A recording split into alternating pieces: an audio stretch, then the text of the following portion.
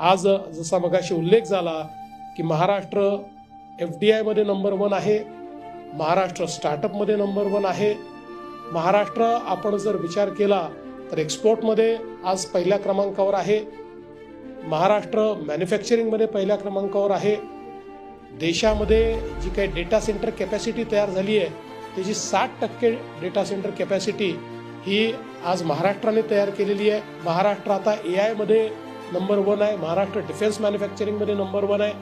त्यामुळे पहिल्या क्रमांकाची ही जी यादी आहे ही एक प्रकारे न संपणारी अशा प्रकारची यादी महाराष्ट्राची आहे. ज्या प्रकारे मोदीजींच्या नेतृत्वामध्ये देशामध्ये इन्फ्रास्ट्रक्चर तयार झालं त्यात सर्वाधिक आयकॉनिक इन्फ्रास्ट्रक्चर तयार करणारा देखील महाराष्ट्र आहे. आताच मुंबईचा उल्लेख झाला, मुंबई हे टोटली आपण ट्रान्सफॉर्म केलेलं आहे आणि पुढच्या काळात ते अजून ट्रान्सफॉर्म करणार आहोत. मी तुम्हाला विश्वासानं सांगतो, आजपासनं दरवर्षी तुम्ही जेव्हा मुंबईला याल प्रत्येक वर्षी तुम्हाला एक बदललेली मुंबई दिसेल आणि 2030 साली जगातल्या कुठल्याही विकसित राष्ट्राची जी राजधानी आहे त्यापेक्षा उत्तम अशा प्रकारची मुंबई ही पुढच्या 5 वर्षामध्येच आपल्याला तयार झालेली दिसेल.